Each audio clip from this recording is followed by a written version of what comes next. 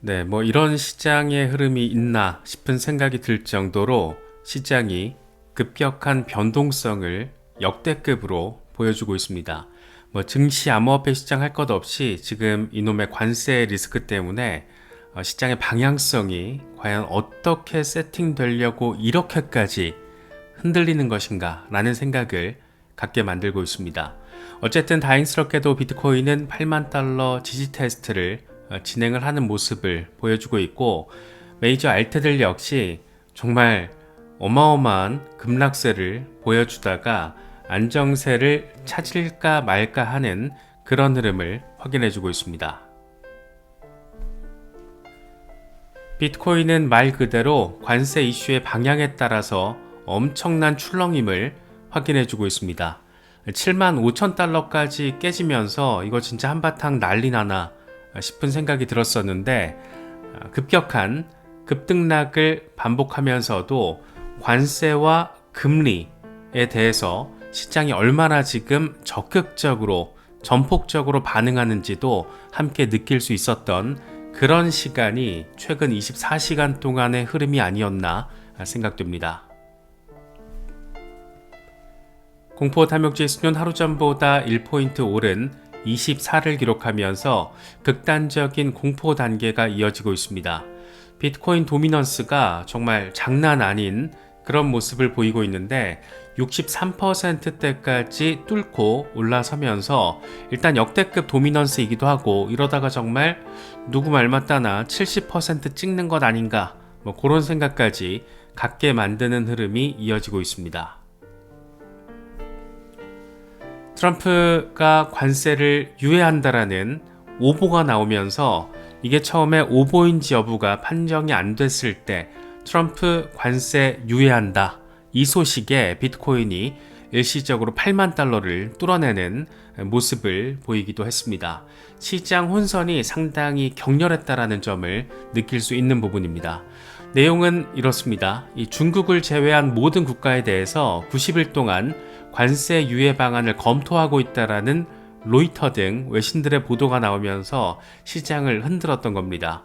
물론 백악관이 곧장 진화에 나서면서 90일 유예 보도는 금시초문이다, 이렇게 확실하게 선을 그었고, 알고 봤더니 백악관의 국가경제위원장인 케빈 해시시 TV 인터뷰를 진행을 하다가 관세 유예와 관련해서 그렇다, 그거는 트럼프 대통령이 결정할 일이다 라고 이야기를 한 게, 이게 이제 기사들이 초를 치면서 와전이 됐던 거였습니다. 그래서 관세 유예 검토로 기사들이 나오면서 시장을 한바탕 흔들었고, 아래 위로의 단기간의 급등락을 확인을 했습니다.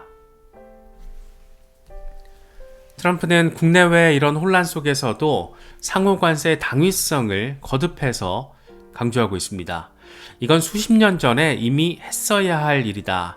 약해지거나 멍청해지면 안 된다. 마음을 굳건하게 먹고 인내심을 가져야 한다.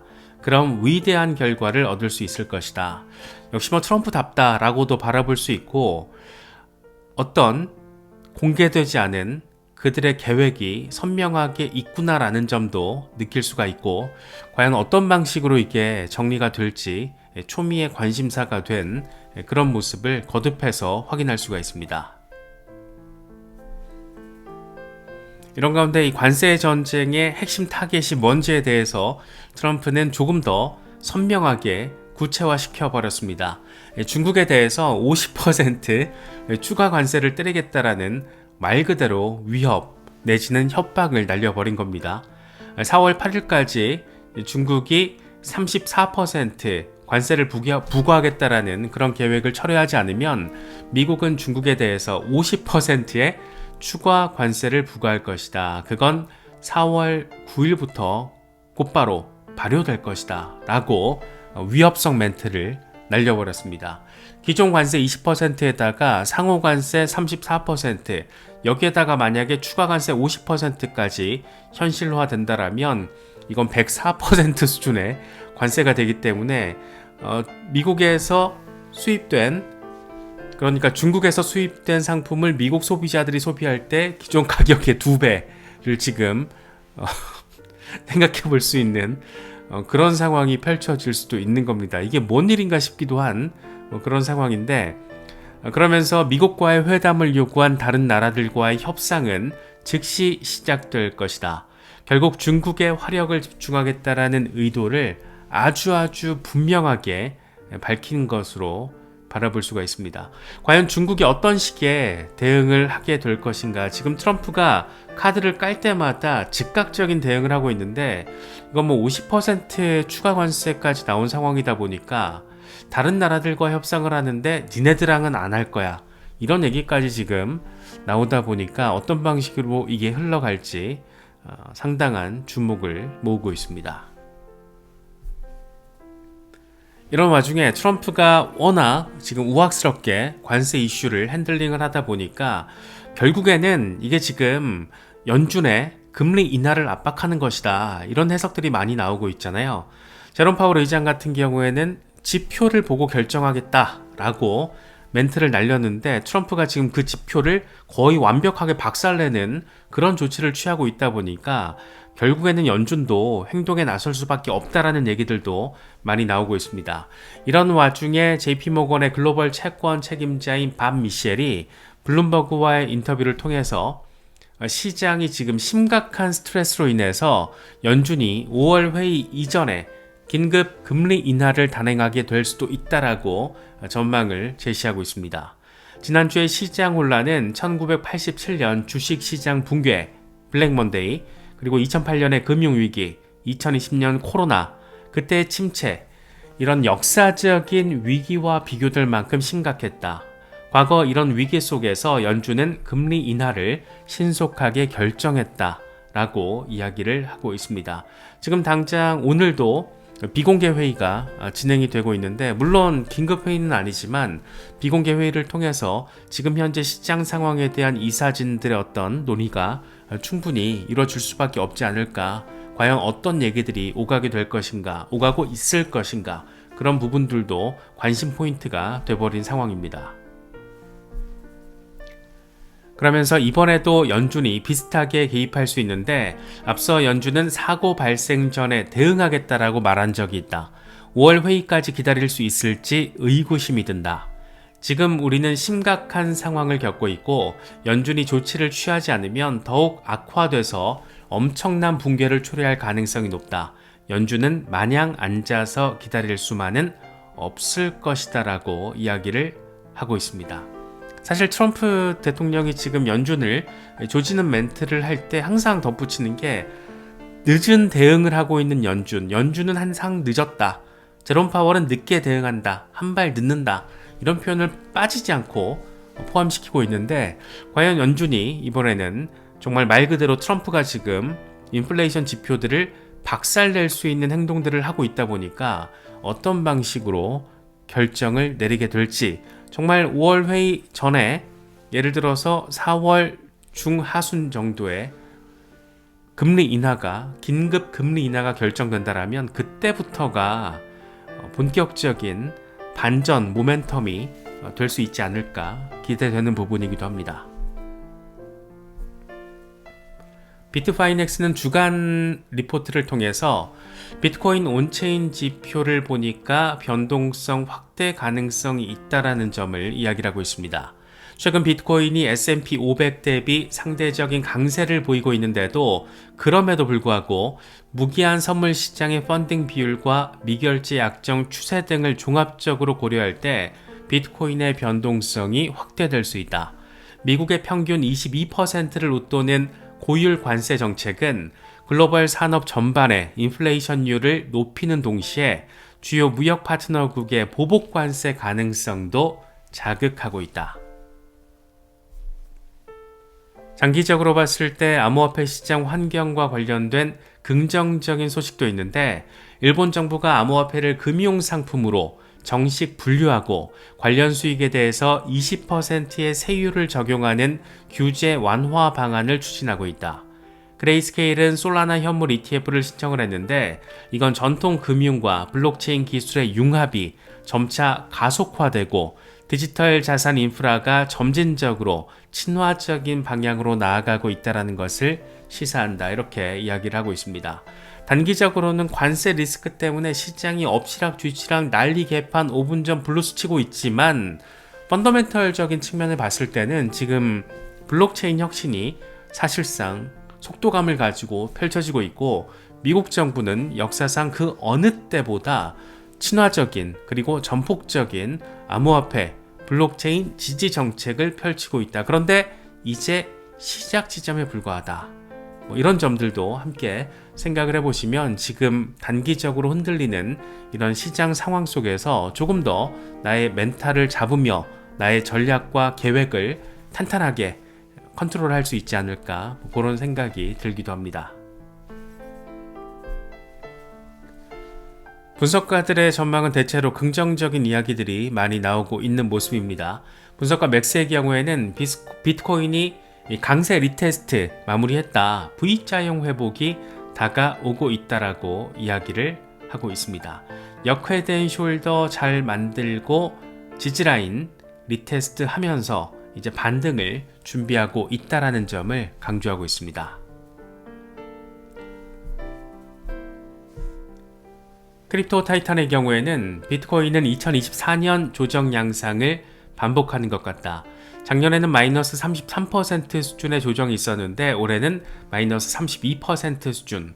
이제 78,500달러 위에서 종가 마감할 수 있는지를 지켜보자 라고 이야기를 하고 있습니다. 다행스럽게도 79,000달러 위에서 일간 종가가 나와주긴 했는데 과연 작년처럼 비슷한 패턴을 마무리하면서 그러니까 이제 저점 테스트까지 마무리를 하면서 의미 있는 반등세를 보여줄 수 있을지 여기서 이제 저점 테스트를 어느 구간에서 마무리하고 반등세가 나오면 그 어느 계기는 분명히 금리 인하 아니면 양적 완화 이런 이슈가 될 수밖에 없을 것 같다.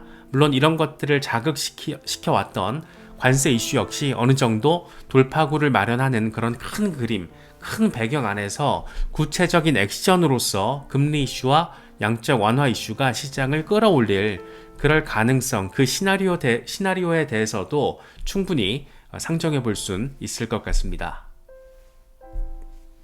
렉트캐피탈, 이제 거의 32% 수준의 조정이 마무리가 되는 모습이다 라고 이야기를 하면서 2023년 이번 사이클의 시작전부터 보면 22, 21, 32, 31 이 정도 이제 거의 언저리, 마무리 언저리 아니겠어? 라는 점을 넌지시 제시하고 있습니다. 비트코인 주간 차트입니다.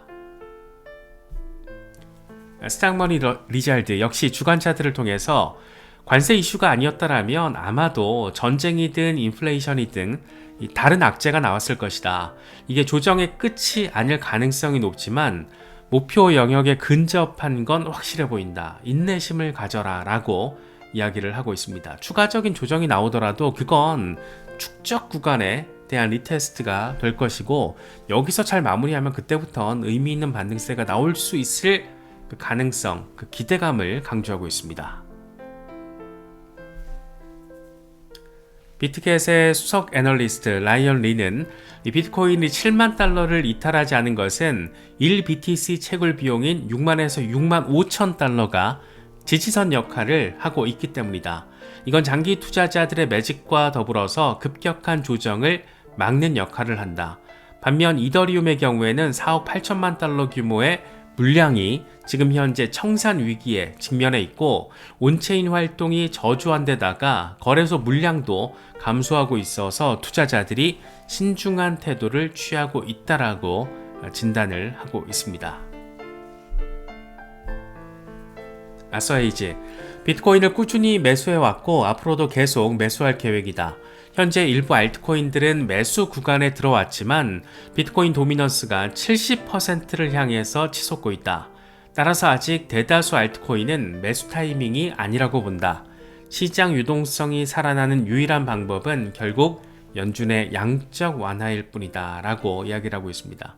지금 JP모건까지 나와서 긴급 금리 인하 가능성을 언급하고 있기 때문에 일단 4월부터 양적 긴축의 비중을 크게 줄인다라는 것은 기정사실화돼 있는 상황이고 여기에다가 금리 인하를 압박하는 거시경제적인 환경을 트럼프가 적극적으로 지금 푸시하고 있기 때문에 그것과 관련된 어떤 타이밍이 되면 그때가 알트 매집 적절한 타이밍이 될 수 있지 않을까. 아직은 조금 이른 것 같아 라는 점을 이야기를 하고 있습니다.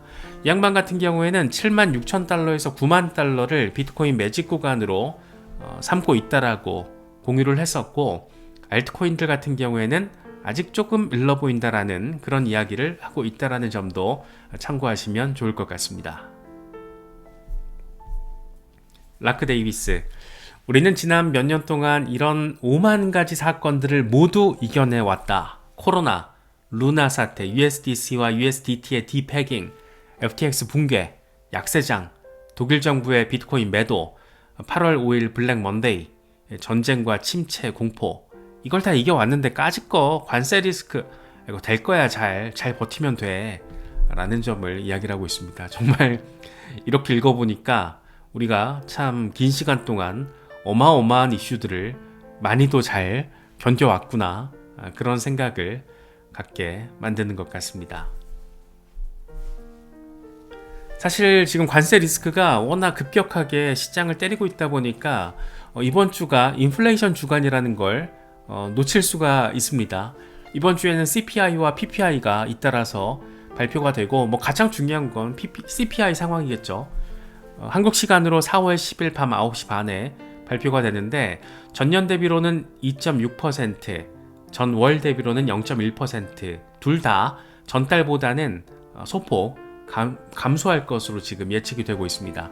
일단 코어 CPI도 따져봐야겠지만 시장 예측치, 기대치 수준으로만 나와준다라면 이때가 또 반등 모멘텀이 될 수 있고, 이런 데이터들을 참고로 하면서 트럼프의 압박을 또 제롬 파월 의장이 소화를 한다라면 금리 인하 타이밍이 앞당겨질 수 있다는 기대감이 시장에 조금 더 적극적으로 주입될 수 있지 않을까. 그래서 이번 주 후반이 또 시장의 단기적인 방향성과 관련해서는 굉장히 중요한 분기점이 될 가능성이 있다는 것도 챙기시면 좋을 것 같습니다.